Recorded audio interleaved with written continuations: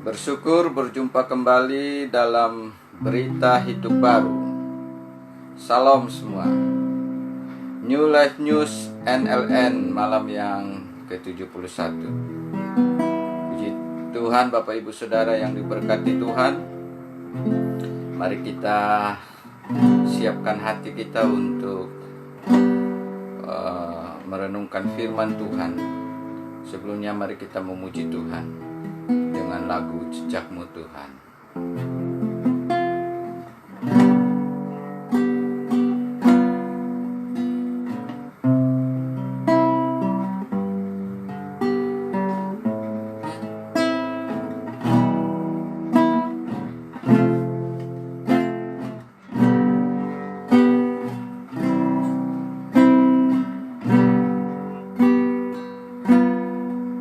Sering ku tak mengerti jalan-jalan-Mu Tuhan, bagai di belantara yang gelap, tanpa seribu tanya, namun tetap percaya jejakmu Tuhan sungguh sempurna. Sering ku tak mengerti jalan-jalan-Mu Tuhan, bagai di belantara yang gelap, tanpa seribu tanya, namun tetap percaya jejakmu Tuhan sungguh sempurna. Ajarku memahami semua yang Kau ingini, agar hidupku luaskan hati-Mu. Bagimu aku rela sepenuh hati menghamba, serahkan diri genapi firman-Mu.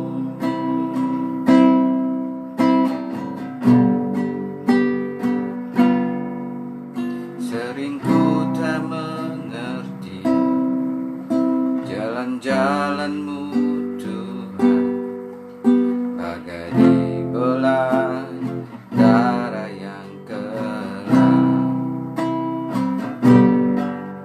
tanpa seribu tanya, namun tetap percaya jejakmu Tuhan sungguh sempurna. Ajarku memahami semua yang Kau ingini, agar hidupku puaskan hati-Mu. Bagimu aku rela sepenuh hati menghamba, serahkan diri genapi karya-Mu. Serahkan diri genapi karya-Mu. Oh, serahkan diri genapi karya-Mu.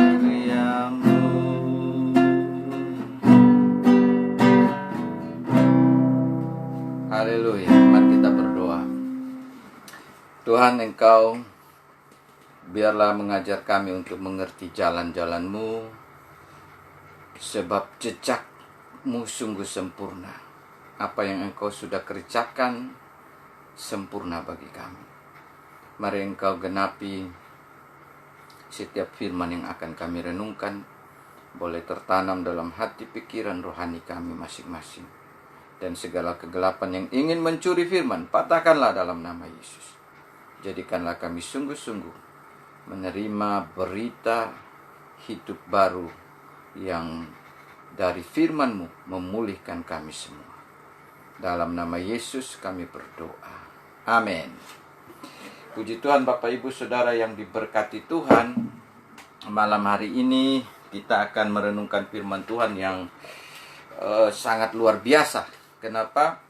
Karena firman Tuhan malam hari ini kita akan membawa saya dan saudara untuk bisa memahami sebenarnya tentang Yesus, secara apa yang Yesus kerjakan selama di tengah-tengah kehadirannya di bumi. Dan penilaian yang salah tentang Yesus akan mengakibatkan kepercayaan juga terganggu, dan semua yang lain bisa salah. Karena itu kita akan belajar dari firman Tuhan malam hari ini dari Yohanes 7 ayat 14 sampai 24. Di sini kita bisa melihat bagaimana Yesus hadir di tengah-tengah perayaan Pondok Daun, hari raya Pondok Daun, yaitu hari raya yang hasil menuai dan hari raya yang selalu dirayakan oleh orang-orang Yahudi. Dan di sini kita melihat bahwa ada penilaian yang salah tentang Yesus dari pihak orang Yahudi, dari pihak ahli-ahli Taurat, dari pihak orang Farisi, sehingga mereka bukan menimbulkan satu kepercayaan kepada Yesus, tetapi mereka menimbulkan satu salah paham yang begitu besar, sehingga mereka jadinya memberontak dan ingin melawan Yesus. Ini karena penilaian tentang Yesus salah.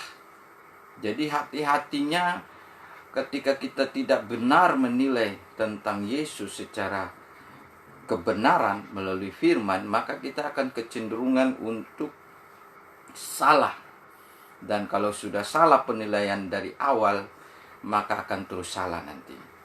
Karena itu Bapak Ibu Saudara yang diberkati Tuhan, malam hari ini kita lihat dari ayat 14 sampai 24, saya bacakan secara pelan-pelan, saudara bisa melihat, menyimak, bahkan bisa juga baca firman Tuhan. Waktu pesta itu sedang berlangsung, Yesus masuk ke bait Allah lalu mengajar di situ. Maka heranlah orang-orang Yahudi dan berkata, bagaimanakah orang ini mempunyai pengetahuan demikian tanpa belajar?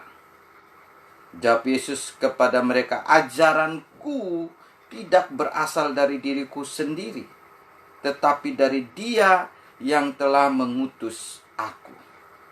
Barang siapa mau melakukan kehendaknya, ia akan tahu entah ajaranku ini berasal dari Allah, entah aku berkata-kata dari diriku sendiri.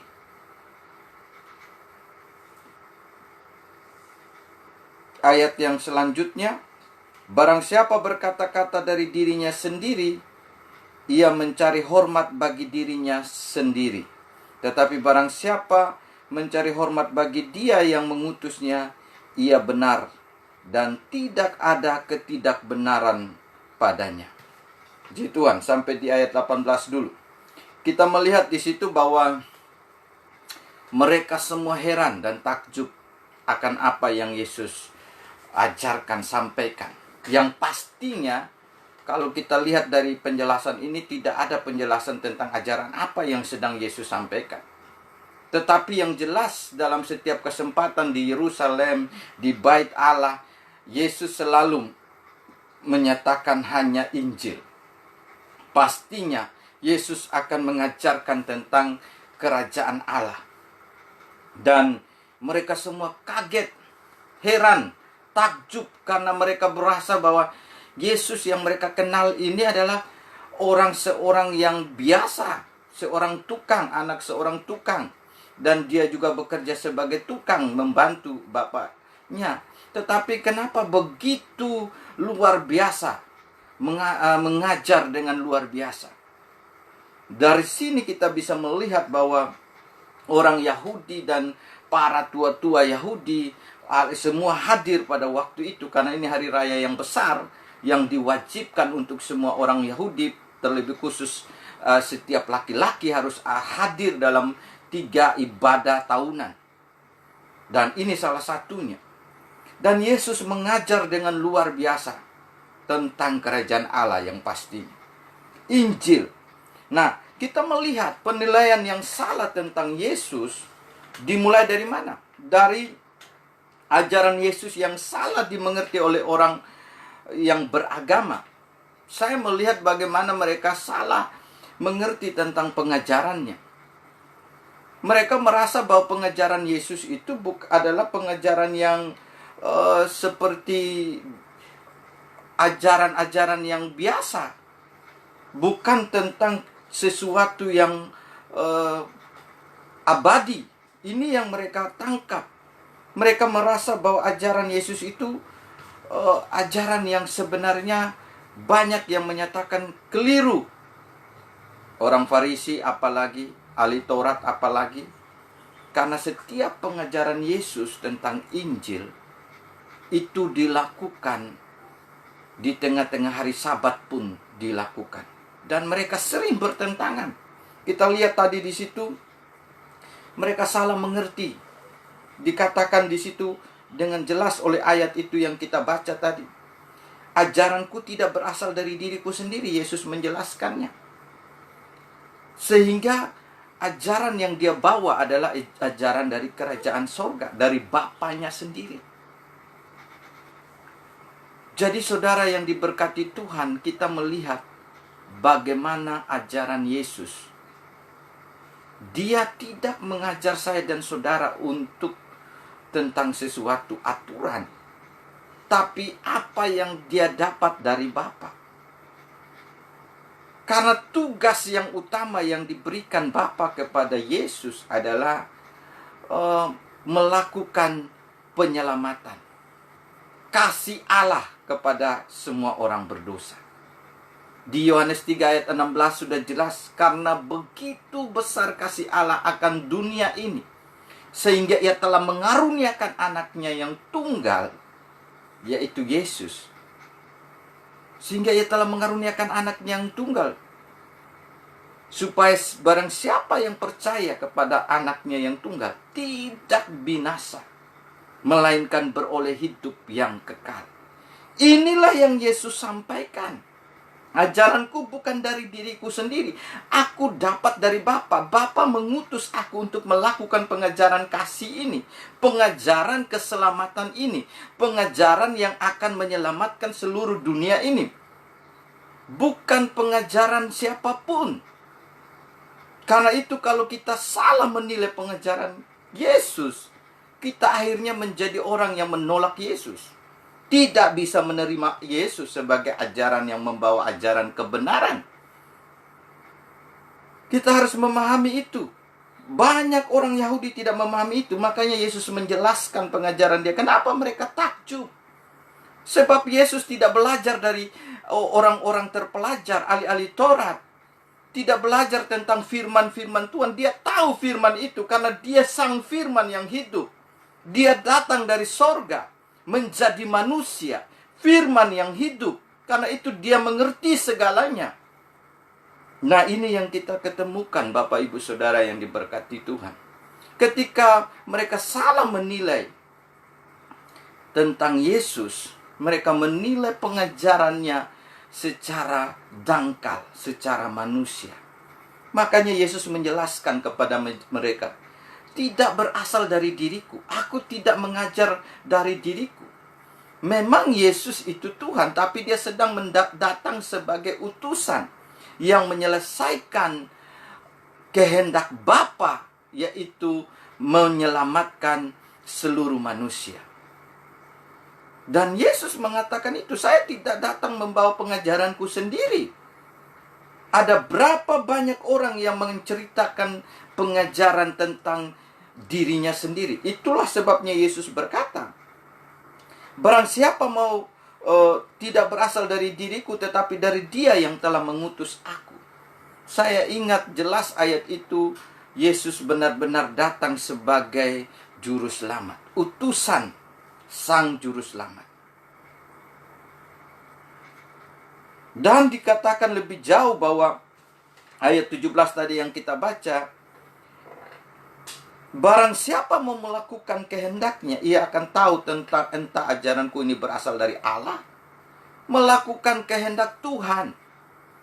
Masalahnya orang-orang Yahudi, mereka tidak hidup untuk melakukan kehendak Tuhan. Mereka sudah salah diajar, dididik oleh para ahli Taurat, para orang Farisi, tentang ajaran Taurat yang mereka terapkan yang salah. Sehingga banyak dari mereka yang keliru menilai tentang Yesus.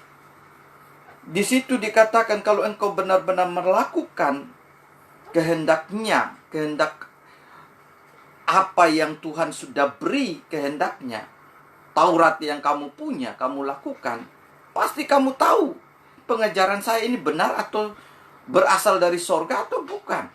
Tapi kenapa mereka tidak bisa tahu? Karena mereka bukan melakukan kehendak Tuhan. Mereka melakukan sesuatu menurut pikiran mereka sendiri. Karena itu mereka salah menilai tentang Yesus, mulai dari pengajaran. Jadi saya melihat dari situ, ini yang hati-hati dalam seluruh kehidupan kita. Dan ayat 18 lebih menegaskan, barang siapa berkata-kata dari dirinya sendiri, ia mencari hormat bagi dirinya. Inilah yang dilakukan oleh ahli-ahli Taurat. Mereka sering berbicara tentang dirinya sendiri, bahwa mereka taat melakukan hukum Taurat, padahal tidak sama sekali. Jadi hati-hati kalau kita sering membicarakan diri kita sendiri. Kenapa? Akan membawa pengajaran kita untuk melakukan hal yang salah nanti. Lebih baik bicarakan tentang siapa yang saya harus bicarakan, yaitu pribadi yang sudah mengutus kita. Jadi Bapak Ibu Saudara yang diberkati Tuhan, jangan bicara tentang diri kita, mencari hormat untuk dirinya sendiri. Tetapi barang siapa mencari hormat bagi Dia yang mengutusnya. Kalau kita sadar kita harus meninggikan nama Yesus, maka itulah yang benar, katanya. Dikatakan, tetapi barang siapa mencari hormat bagi Dia yang mengutusnya, ia benar dan tidak ada ketidakbenaran padanya. Jadi benar kalau kita mencari meninggikan nama Yesus selalu. Begitupun Yesus waktu Dia datang ke dunia, Dia menyatakan tugas utusannya dari Bapa, sehingga Dia benar adanya. Tidak ada tipu daya, tidak ada dusta. Yesus sendiri menyatakan apa yang harus Dia kerjakan dari Bapa. Berapa banyak kita juga hamba Tuhan bisa terjebak untuk menceritakan diri kita sendiri. Makanya Yohanes bilang bahwa dia harus semakin besar, aku harus semakin kecil. Banyak orang harusnya menyadari itu. Kita ini hanya utusan, kita ini hanya kecil adanya. Yesus yang ada di dalam kita inilah yang lebih besar, terbesar. Karena itu saudara, Yesus juga memberi contoh, inilah pengejarannya yang benar. Karena itu kalau kita melihat dari apa yang Yesus katakan, mendengar apa yang Yesus katakan ini, akan memulihkan ajaran penilaian kita tentang ajaran Yesus yang benar. Orang Yahudi sudah salah kaprah. Mereka berpikir menilai Yesus seperti ajaran yang dari manusia. Yesus tidak. Karena itu ajaran manusia yang dipelajari oleh manusia.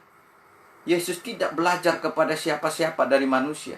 Apa yang Yesus sampaikan, Dia tahu segalanya. Karena Dia firman yang hidup. Karena itu saya melihat di sini, mereka menilai berdasarkan pikiran manusia. Yesus memberi pengajaran sorga ilahi tentang kerajaan Allah yang Dia sendiri tahu, dan Dia datang untuk tugas itu. Karena itu tidak ada yang salah dari apa yang Dia sampaikan. Makanya mereka heran dan takjub, kenapa Dia tidak pernah belajar? Ada banyak orang teolog-teolog belajar, tapi tetap salah menyampaikannya juga. Karena apa yang kita pelajari itu kadang-kadang hanya berdasarkan pikiran manusia. Tapi Yesus tidak mempelajari dari pikiran manusia. Dia membawa pikiran Allah yang ingin menyelamatkan manusia. Dan dia ingin menyelamatkan itu, menyatakan itu bagi saya dan saudara. Bapak ibu saudara yang diberkati Tuhan, karena itu saya melihat begitu penilaian yang salah tentang Yesus dimulai juga dari ajarannya yang dinilai. Ketika kita salah menilai pengajaran Yesus, kita bisa sama seperti orang Yahudi dan ahli-ahli Taurat yang menolak Yesus karena salah mengerti tentang Yesus. Dari segi pengajarannya juga mereka juga salah menilainya. Padahal mereka sudah melihat bagaimana Yesus mengajar. Dia tidak menyampaikan dirinya sendiri, tapi dia menyampaikan apa yang menjadi kehendak Bapa, yaitu utusan penyelamatan yang dilakukan oleh Yesus. Jadi berapa banyak orang di dunia ini salah kaprah. Mereka salah mengerti tentang Yesus. Mereka pikir Yesus itu manusia biasa. Dari kedatangannya untuk di dalam dunia, dia menginkarnasi menjadi manusia biasa. Tetapi manusia yang membawa pikiran Allah, kehendak Allah, isi hati Allah untuk mendamaikan manusia dengan Allah di dalam Yesus sebagai peran pengantara. Jadi Bapak Ibu Saudara jangan salah. Makanya ada lagu, jangan kau salah menilaiku. Kalau kita sudah salah menilai seseorang, kita akan menolak orang itu. Kalau kita sudah salah menilai keadaan orang itu, kita akan menjauh dari orang itu. Begitupun yang dilakukan oleh ahli-ahli Taurat. Ketika mereka salah menilai tentang Yesus, mereka lihat semua ajaran Yesus sebagai hal yang salah juga. Mereka melihat apa yang Yesus lakukan itu selalu dicari-cari kesalahannya. Bahkan Yesus menyembuhkan orang di hari Sabat itu juga disalahkan. Semua disalahkan. Karena apa? Sudah salah dari awal mengerti tentang Yesus. Makanya sebelum saudara mengerti, salah mengerti, tanya terus sampai saudara ketemu apa sebenarnya Yesus bagi saya dan saudara. Jangan salah menilainya. Ketika kita sudah salah, kita mengambil keputusan yang salah juga. Kita melakukan keputusan yang salah juga. Dan ayat yang selanjutnya dari 19 sampai 23, apa yang terjadi dengan kesalahan penilaian Yesus mulai dari ajarannya disalah mengerti, akibatnya berlanjut terus salah dalam penerapan. Akhirnya ahli-ahli Taurat dan orang-orang Farisi dan orang Yahudi, mereka salah menerapkan hidup mereka. Karena mereka sudah menolak ajaran yang sebenarnya. Ajaran yang bisa menyelamatkan mereka, mereka tolak dan mereka pakai cara ajaran mereka sendiri. Firman bukan untuk dirinya sendiri. Kita lihat ahli-ahli Taurat, mereka tidak menerapkan firman untuk dirinya sendiri. Mereka menerapkan firman itu bagi yang mereka ajar. Makanya ada ayat, engkau membawa orang-orang bertobat untuk mengikut ajaranmu, menyelamatkan orang-orang untuk ikut ajaranmu. Padahal ajaranmu itu benar, tetapi kebanyakan engkau tidak melakukannya. Mereka terlalu taruh beban kepada orang harus ikut aturan-aturan ini. Sedangkan mereka sendiri tidak ikut aturan itu. Makanya Yesus bilang, nanti kita lihat di ayat 19 sampai 23. Berlanjut terus salah dalam menerapkan. Orang Yahudi dan orang-orang Farisi dan ahli Taurat sudah salah menerapkan. Karena mereka sudah salah menilai ajarannya, mereka juga menerapkan salah. Coba kita lihat di ayat itu. Ayat 19. Dikatakan, bukankah Musa yang telah memberikan hukum Taurat kepadamu? Ini Yesus menyatakan. Namun tidak seorang pun di antara kamu, Yesus buka kedoknya, yang melakukan hukum Taurat itu. Mengapa kamu berusaha membunuh aku? Bukti bahwa mereka tidak melakukan hukum Taurat adalah mereka ingin membunuh Yesus. Padahal di hukum Taurat itu bilang jangan membunuh, apalagi jangan membenci.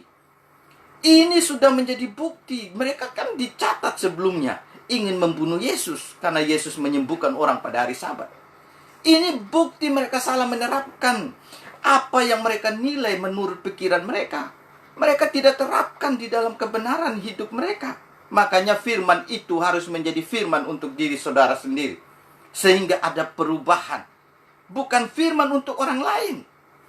Firman itu harus menjadi, makanya Yesus bilang kepada Musa sudah beri hukum itu. Tetapi lihat, tidak ada seorang pun di antara kamu yang melakukan hukum itu. Berarti mereka itu hanya omong kosong. Bilang orang-orang ahli Taurat, orang Farisi, orang-orang hebat, menerapkan firman untuk diri mereka sendiri aja tidak. Ini Yesus yang katakan. Makanya kita hati-hati ketika kita salah menilai ajaran itu. Oh, ini untuk orang itu, bukan untuk kita. Selalu kalau ketemu firman, oh ini firman untuk dia, bukan untuk saya. Maka sayanya tidak akan berubah. Maka saudara dan saya tidak akan berubah. Karena firman itu salah diterapkan. Yesus bilang, lalu mereka marah. Jengkel. Di ayat 20 mereka jawab. Orang banyak itu menjawab, engkau kerasukan setan. Bayangkan mereka berani berkata begitu kepada Yesus. Siapakah yang berusaha membunuh engkau? Padahal Yesus sudah tahu. Semua orang juga sudah tahu. Bahkan semua orang takut bicara Yesus di tengah-tengah orang-orang Yahudi dan ahli-ahli Taurat dan orang-orang Farisi. Karena mereka sangat membenci Yesus. Makanya jawab Yesus kepada mereka, hanya satu perbuatan yang kulakukan dan kamu semua telah heran. Kenapa kalian heran? Kalau mereka tidak membunuh Yesus, mau ingin membunuh Yesus, ngapain mengatakan Yesus kerasukan setan? Ini bukti mereka tidak menerapkan firman dalam hidup mereka. Memfitnah, menyatakan hal yang buruk kepada orang yang benar. Firman tidak masuk sama sekali dalam hidup mereka. Taurat tidak pernah masuk dalam hidup mereka, tapi mereka menekankan aturan Taurat luar biasa. Di hari Sabat jangan bekerja. Makanya nanti Yesus jelaskan kenapa mereka itu begitu picik, padahal mereka sendiri melanggar hukum Taurat yang luar biasa. Tapi mereka begitu benci lihat orang yang melakukan kebaikan di tengah hukum di hari Sabat, menyembuhkan orang. Nanti Yesus menjelaskan di sini. Jadi Bapak Ibu Saudara, dari salah penilaian tentang Yesus akan salah mengerti ajarannya juga akan mengakibatkan penerapan dalam kehidupan kita juga hari-hari ini bisa keliru dan salah, dan mengakibatkan kita bisa seperti orang Yahudi ini. Akhirnya menjelekkan Yesus, memfitnah Yesus, mengata-ngata Yesus hal-hal yang salah. Kan kita lihat orang banyak di luar sana yang mengata-ngata Yesus karena tidak mengerti apa yang Yesus perbuat. Menyatakan ini salahlah, itu salahlah, semua salah. Di ayat 22. Jadi Musa menetapkan supaya kamu bersunat. Sebenarnya sunat itu tidak berasal dari Musa, tetapi dari nenek moyang kita. Yesus tahu segalanya. Dan kamu menyunat orang pada hari Sabat. Padahal pekerjaan sunat pada hari Sabat itu kan berat. Itu sebenarnya juga sudah melanggar hukum Sabat sebenarnya. Tetapi mereka, makanya Yesus buka kedoknya masalahnya. Jikalau seorang menerima sunat pada hari Sabat supaya jangan melanggar hukum Musa, mengapa kamu marah kepadaku? Ayat 23. Karena aku menyembuhkan seluruh tubuh seorang manusia pada hari Sabat. Aneh kan? Apa yang dilakukan yang benar oleh Yesus karena dinilai dengan cara yang salah, akhirnya diterapkan dengan cara yang salah juga dalam hidup mereka. Akhirnya yang salah adalah Yesus. Padahal pikiran mereka yang bodohnya luar biasa, yang ingin mencari untungnya sendiri saja. Kita melihat, dan Yesus lah yang mereka salahkan. Padahal Yesus menyembuhkan orang. Apa yang salah di hari Sabat dengan menyembuhkan orang? Itu adalah baik. Itu adalah mulia. Kenapa hari yang Sabat dipakai sunat yang berat, upacara yang berat? itu bisa dijalankan.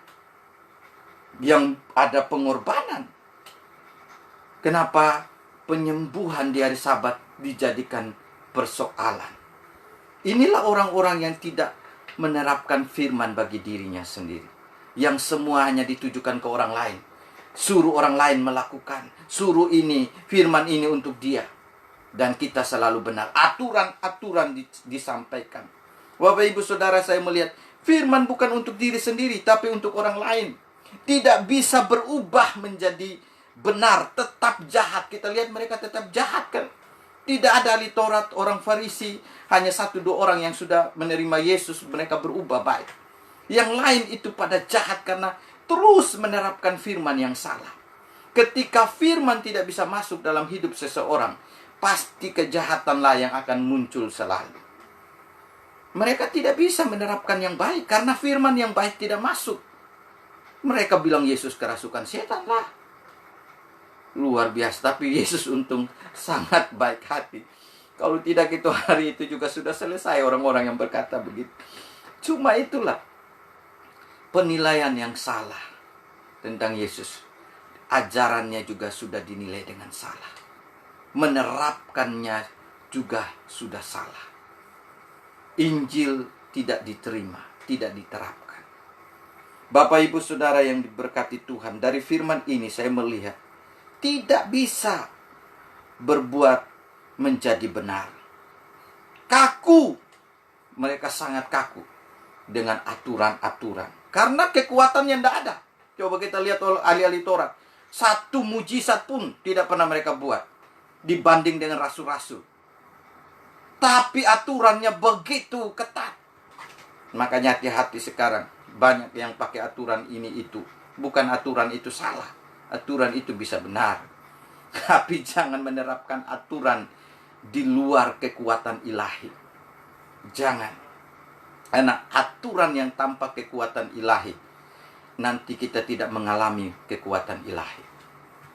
Yesus tidak ada menerapkan aturan. Dia menerapkan kasih.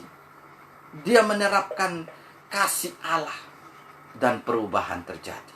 Tanpa aturan, tapi perbuatan keselamatan, perubahan terjadi luar biasa. Banyak orang yang diterapkan aturan tidak bisa berubah, saudara. Karena itu saya melihat bahkan aturan itu bukan banyak membuat orang berubah, malah banyak membuat orang tambah jahat juga. Kita lihat orang Yahudi itu kan tambah jahat karena pegang aturan yang salah. Semua orang yang melakukan yang benar disalahkan sama mereka karena aturannya. Inilah yang bahaya. Karena salah menerapkan, salah mengerti, akhirnya jadinya seperti itu. Makanya judul firman Tuhan malam ini, penilaian yang salah tentang Yesus akan menyebabkan kita menilai ajarannya juga salah. Karena sudah salah, Yesus dikatakan salah.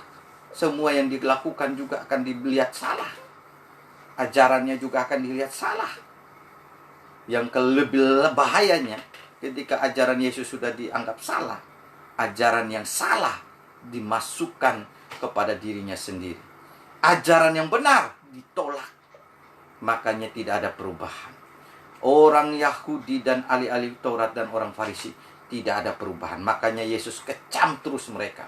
Kamu seperti kubur yang dilabur putih. Terus dikecam. Celakalah kamu, hai ahli-ahli Taurat dan orang-orang. Sering Yesus khotbah itu. Kenapa? Karena Yesus mau menyadarkan mereka sebenarnya. Tapi walaupun ya namanya bengkung.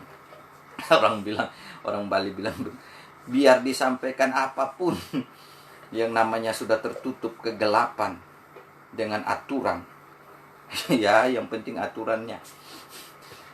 Kebenarannya tidak ada, yang penting aturannya saja. Saudara, kita tidak begitu memegang aturan sebenarnya. Kita harus memegang kebenaran. Tapi kebenaran sudah pasti membenarkan kita. Jadi Bapak Ibu Saudara, yang terakhir dari yang saya lihat dari ayat 24. Mereka hanya menghasilkan apa dari salah penilaian? Menghasilkan penghakiman yang sesat. ayat yang terakhir itu kita baca sebelum kita tutup. Dikatakan di ayat 24, janganlah menghakimi menurut apa yang nampak, tetapi hakimilah dengan adil. Tuhan Yesus berkata kembali terakhir kepada mereka, kamu hanya menghakimi dengan yang nampak saja, yang kelihatan.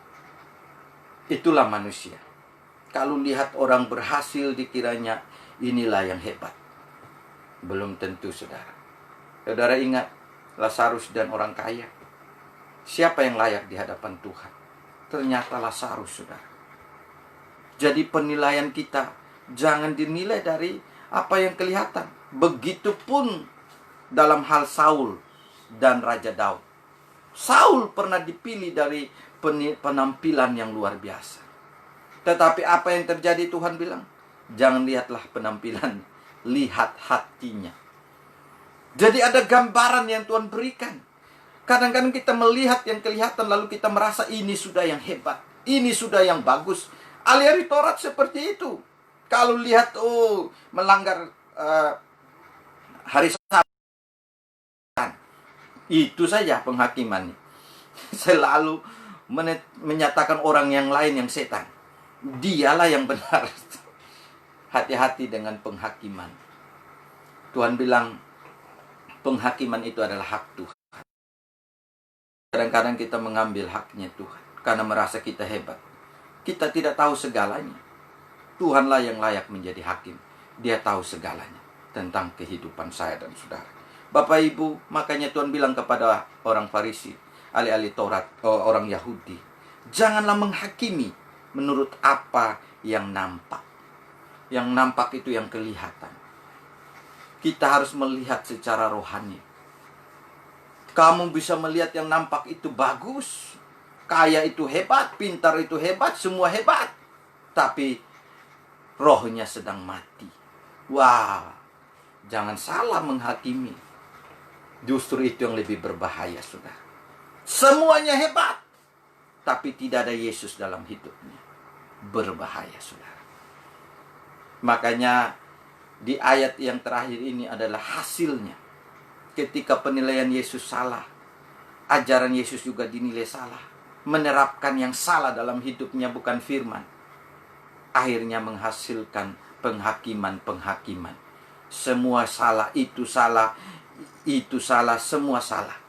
Sayalah yang benar. Ternyata sayalah yang paling salah. Saudara, itulah orang Yahudi dan ahli Taurat dan orang Farisi. Ketika mereka berhadapan dengan Yesus, mereka tetap salah memandang.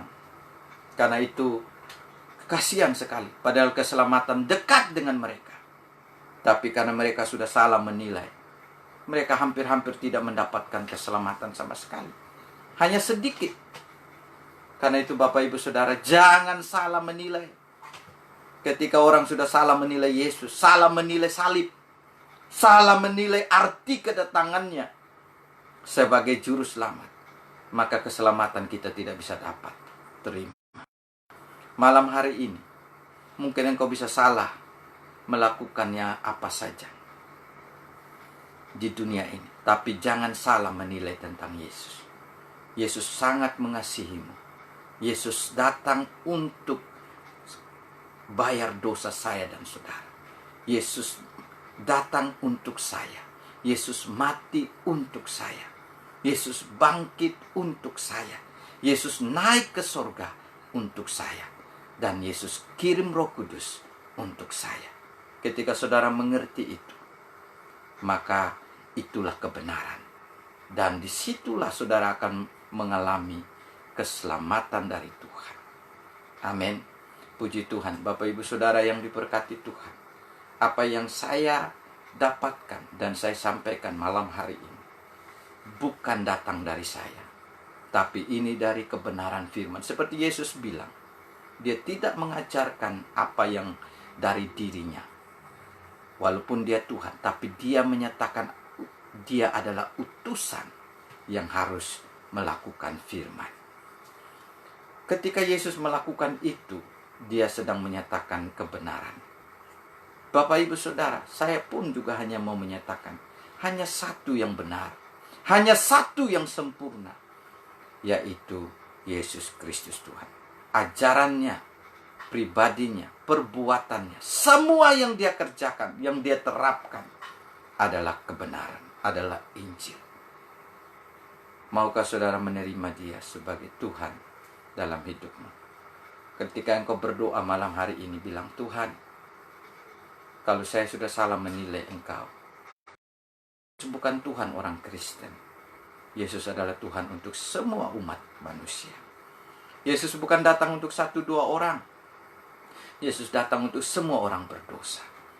Dan siapapun yang berdosa yang bilang, Tuhan, engkau datang untuk saya, mati untuk saya, Yesus akan masuk dalam hidup orang itu. Dan orang itu pasti akan berubah, pasti akan diselamatkan, pasti tidak menghakimi yang salah, akan menerapkan Injil dalam hidupnya. Amin. Buat kebenaran. Mari kita berdoa. Bapa, hamba sudah berhenti. Selesai, tapi engkau terus akan bekerja. Roh Kudus tetap bekerja. Apa yang hamba sampaikan hanya tentang engkau. Engkaulah pribadi yang benar. Engkaulah juru selamat dunia, Tuhan. Ketika orang Yahudi, orang Farisi, ahli Taurat begitu salah menilai tentang engkau, mereka juga menilai ajaranmu salah. Mereka juga menganggap engkau dirasuk setan. Segala mereka, fitnah mereka, segala yang jahat tidak bisa berubah karena menerapkan sesuatu yang salah, yang dari manusia. Tetapi apa yang engkau lakukan? Engkau membawa pengajaran yang benar. Engkau datang untuk mengasihi orang berdosa. Di antara semua orang berdosa, kami mau mengaku kami berdosa. Dan kami mau mengaku, kami mau menerima engkau. Engkaulah yang benar dari Allah, yang datang sebagai Tuhan dan Juru Selamat bagi kami semua. Mari saudara yang mau menerima Yesus, bilang sama Tuhan, Tuhan, Yesus, engkau datang untuk saya. Mati untuk saya, bangkit untuk saya, naik ke surga untuk saya. Sekarang kirim Roh Kudus mengetuk pintu hati saya. Sekarang saya buka pintu hati saya, meminta Tuhan Yesus yang adalah Juru Selamat, masuklah dalam hati saya. Kehidupan saya menjadi Tuhan dan Juru Selamat saya secara pribadi. Saya percaya engkaulah Juru Selamat untuk saya selama-lamanya. Terima kasih karena menjadi Juru Selamat untuk saya. Dalam nama Yesus saya berdoa. Amin. Ketika Bapak Ibu sudah berdoa, maka saya percaya saudara telah menerima kebenaran yang sebenarnya. Dan sekarang saya akan tutup dalam doa. Bapa, terima kasih engkau telah campur tangan untuk berita hidup baru malam hari ini. Dan biarlah siaran ini tetap mengudara, tetap akan didengar oleh siapapun. Dan mereka akan tetap mengalami kekuatan, keselamatan dari engkau. Terima kasih Bapa. Engkau juga menjamah bangsa dan negara kami, kuatkan supaya bisa melewati segala pandemik ini dengan hikmat kekuatan dari Tuhan. Berkati juga gereja-gereja, berkati juga jemaat gereja hidup baru untuk melewatinya dengan kekuatan Tuhan. Seluruh keluarga besar hamba juga, bahkan semua orang yang hamba layani dan doakan, biarlah mereka bisa melewati semuanya. Bahkan setiap mereka yang sakit, yang terus didukung dalam doa, kami percaya mereka tidak sakit lagi karena ciptaan baru sedang terjadi. Kepada Morris, Ibu Sabatit, dan kepada yang lain yang hamba tidak sebutkan, yang engkau tahu mereka datang kepadamu dan minta kuasa penyembuhan dari engkau bekerja. Terjadilah dalam nama Yesus. Siapapun yang bilang jadilah kesembuhan, mari engkau jamah dan pulihkan sesuai dengan kehendak-Mu. Terima kasih Bapa, hamba berdoa buat pelayanan-pelayanan berita hidup baru ini. Biarlah terus menjadi saluran berkat Injil Kerajaan Allah. Dalam nama Yesus, berkatilah Bali, NTT, Kupang, Sumba, keluarga kami ada di sana, daerah kami, di Bali ini juga. Tuhan terus, biarlah lewat keadaan pandemik ini, penginjilan tidak berhenti, tetap jalan. Tim pelayanan kami di mana saja, tim HKTR juga, Tuhan berkati. Terima kasih, anak-anak kami, keluarga besar kami terlindungi di tengah-tengah kesulitan ini. Ada pemeliharaan, penyertaan Tuhan. Terpujilah Allah yang hidup, yang telah memberkati kami. Kami berdoa dan mengucap syukur. Haleluya. Amin. Puji Tuhan. Bapak Ibu Saudara, sampai jumpa dalam berita hidup baru besok. Tuhan Yesus memberkati. Salam.